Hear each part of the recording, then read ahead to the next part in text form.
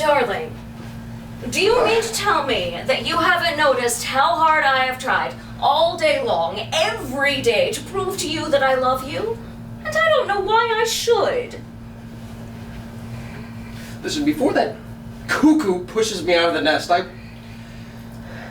just want to tell you once more that I love you.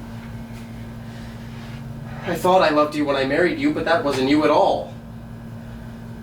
I fell in love with a romantic illusion. I fell in love with a sort of fairy princess with a doll's face and well, anyway, not a princess with hiccups and cold feet scratching her stomach in the night. I thought I married a princess, but I woke up to find a friend. A wife. You know, sometimes when I lay awake longer than you with my arm around your shoulder and your head on my chest, I thought with pity of all those lonely men staring at the ceiling or writing poems. Pity. And such happiness that I knew at that very moment that it wouldn't last. I was right. That's all. Well, if you thought about a princess, I thought about a poet. Oh? Well, you didn't know that I had cold feet. Or that every now and again I get an attack of the hiccups. Oh, you don't do anything else the whole night long? What? Scratch your stomach and sniff and snort and smack your lips. But go on, go on. And you lie awake listening to all this without waking me up. Yes, because there isn't a thing in the world that I would rather listen to. You got anything to say to that? Yes, but I won't say it. Why not? Oh, never mind, darling. You stay just as you are. Miserable? Deserted, alone? Well, you don't do anything else day and night but fuss over that child. Got 8 months now. First was knitting the panties and fitting out the layette, rigging the cradle, sewing dresses. And you sat quietly in your corner all this while. I retired into the background as becomes a man who recognizes that he is one too many. Oh, darling. And you still not understand why I love you so much. So you noticed how I blotted myself out? Oh, did I? I didn't think you did. Without you, I would have been frightened to death for 8 whole months, but I simply had no time. I guess I believe you're teasing me. I love you. Do you believe that? Yeah, of course.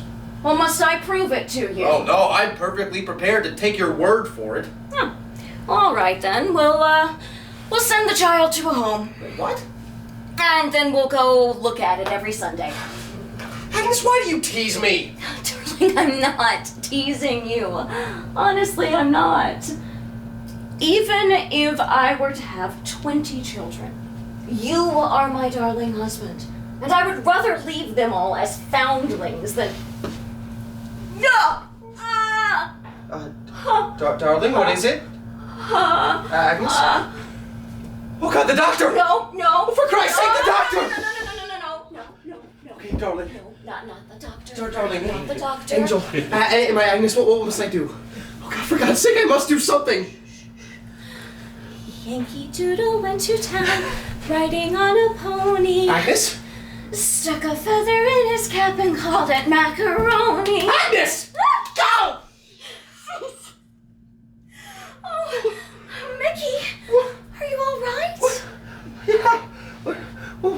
What happened to you? I'm sorry that the doctor told me that anytime I felt those pains that I should sing, so I must have done it automatically. Okay, are you all right now? Yes, I'm fine.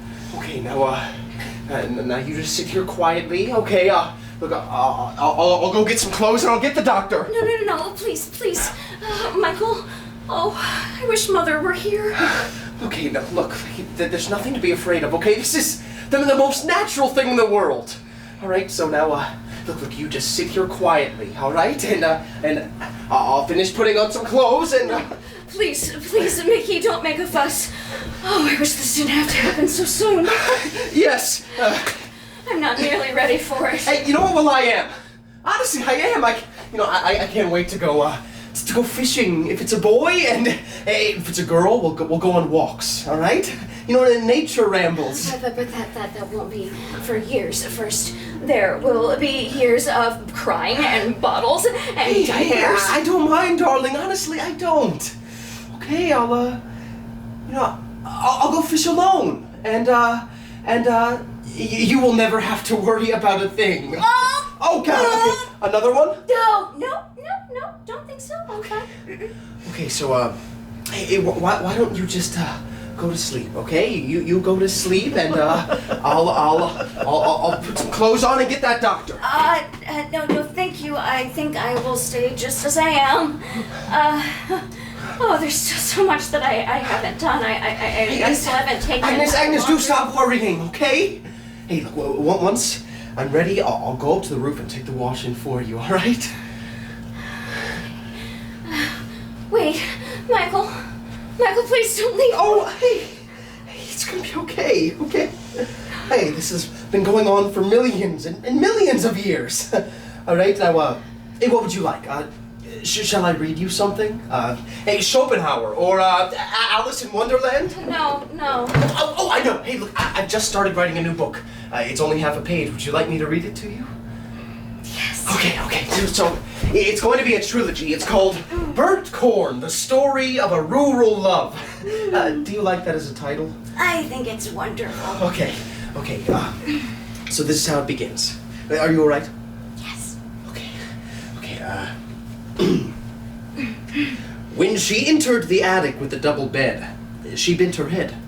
Well, partly out of reverence for the temple where she had worshipped and sacrificed, partly because the ceiling was so low. Okay. It was not the first time that she had returned to this particular shrine. Go! Another one? No, I'm fine. Okay. Please, Mickey, I love you so. Don't let's ever. Now I think you better go get the doctor now. Okay. I will, my darling. Now you just sit tight, all right? Okay.